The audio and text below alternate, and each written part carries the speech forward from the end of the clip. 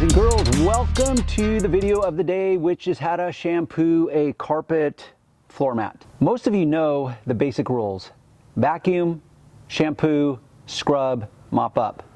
There's many ways to do it. What I want to address though is some specific tricks that I use so that you can get cleaner floor mats versus less clean floor mats. So I've got my tools lined up. I've got my dirty floor mat, which I have intentionally made dirtier.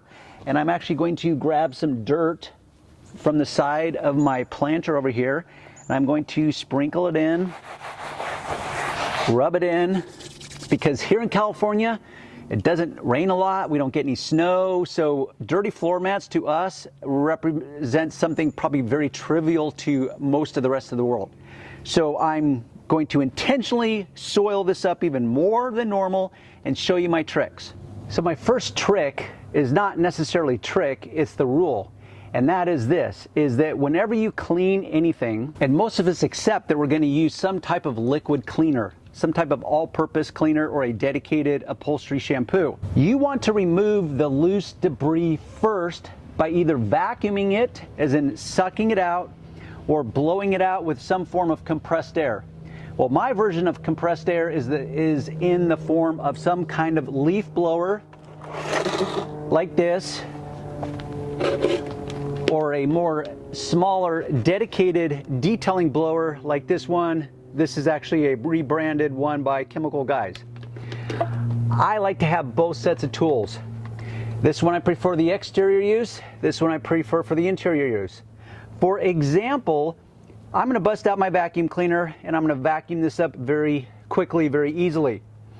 But if you're on the inside of a car, you can vacuum it and your vacuum is going to reach in most places, but there might be some areas where it will be preferably to actually blow the loose debris away with a blower because it's such a tight area. Because I intentionally soiled this up with a lot of loose, dry debris, the simple starting point for me in this moment is that I brush it off. I take my brush and I do this. Right there, I just eliminated probably 90% of the major loose debris. But one of my tricks that often guys will overlook is the ability to break loose this embedded dirt while it's still dry. The reason you want to do that is because the more dirt that you can remove while the carpet is still dry, the better your end results will be before you introduce the liquid to the equation. So I've just blown off the loose dirt. Now you have two options. One, you come in with a vacuum cleaner, you turn it on and you scrub like this and you vacuum like this. Or you come in and you vacuum and you take a blower like this and you blow it away as you're vacuuming. Really, it's a case by case based on the tools that you have available at a starting point and based on your dedication to results. Do you want to buy a tool? Do you not? What do you have available? At a minimum, you're going to need a brush of some kind. You're going to need a microfiber cloth. You're going to need some kind of cleaner. Now, you don't need a dedicated car upholstery cleaner. You don't need a dedicated carpet cleaner. This is what is an all-purpose cleaner, hence the term all-purpose. It can clean many types of materials. This particular cleaner is Simple Green. It is their basic formulation. It's a concentrate, which is cool, meaning I can custom blend it based on the needs of my situation. When it comes to upholstery, I dilute it down 10-to-1. That means 1 part concentrate, 10 parts water. That is my formulation in this moment. But I want to show you how effective that just that pre-vacuuming can be in removing the majority of this dirt before I introduce the liquid. Let me turn on my vacuum and let's get started.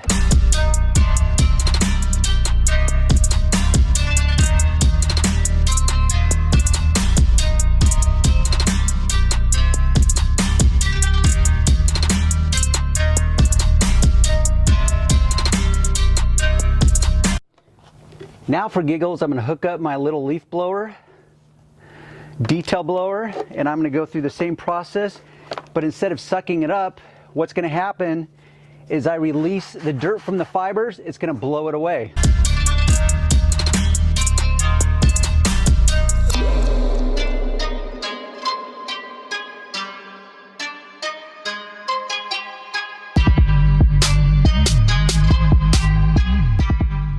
got a floor mat that's not that dirty. Now I'm ready to introduce some liquid in the form of a cleaner into the equation to take it to the next level of cleanliness.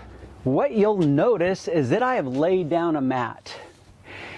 This is me interjecting a little moment for all you professional detailers or for all you OCD people that realize, wait, Darren just put that floor mat on some dirty cement. It's not overly dirty, but it's dirty. Why would you do that, Darren? Because now look what happens on the underneath side of it is that it's dirty. So, two things. One, as a rule, I'm going to place a mat down like this to protect it from sitting on the dirty cement or asphalt, whatever. As a professional detailer, that's a way for you to bump up your game. So when your customer comes out and sees you shampooing the floor mats, or maybe you've already shampooed them, and now that he sees or she sees them sitting on the dirty cement or asphalt, in their head they're going to be like, wait, that's not right. That underside of my floor mat's going to be dirty. Is he really going to now put it into my car? He's so worried about cleaning the top area of my floor mat, but what about the bottom? So this is one of my little tricks is you put down a floor mat, not only will protect the underside from getting dirty, but you're going to look more professional in the process in the event that you're one of those guys that wants to become a professional detailer. So I added that to the equation. Now the simple steps are this. We pre-vacuum, remove the dry debris as much as possible. Now we introduce the cleaner. And this is the operating rule. Light applications repeated until you achieve desired results is always better than an overly saturated heavy application. So I've applied it. I come in with my scrub brush.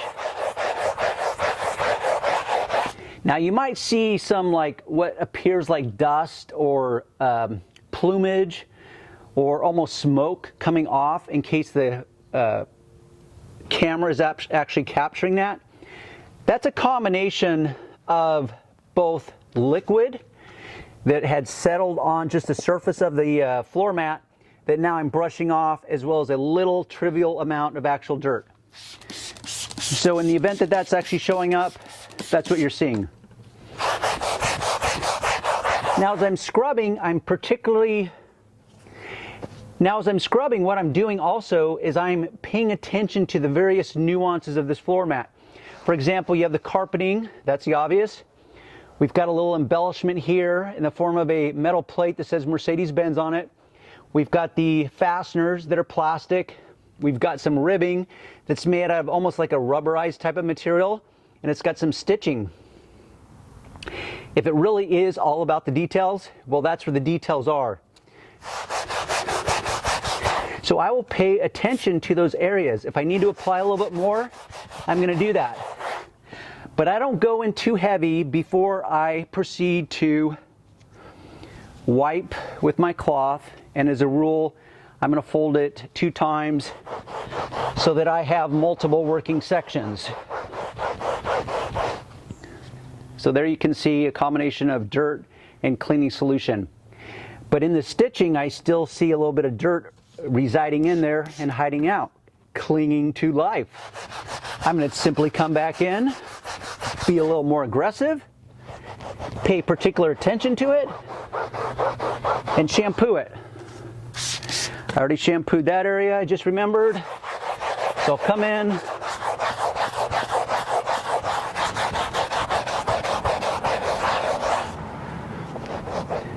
mop it up.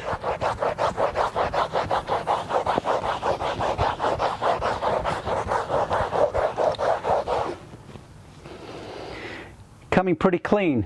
The camera might be picking up that this mat unfortunately has been stained by coffee. If you don't treat your mats with some kind of Scotch Guard fabric protector, coffee, tea, colored stains will stain it permanently.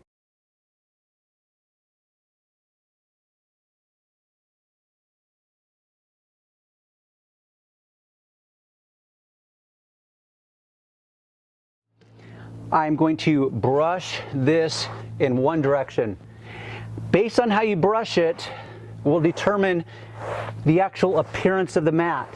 So when I brush it this way, it creates a darker appearance. When I brush it this way, it creates a lighter appearance. Only you can decide what is most acceptable for you. Now you just set it out to dry in a suitable place.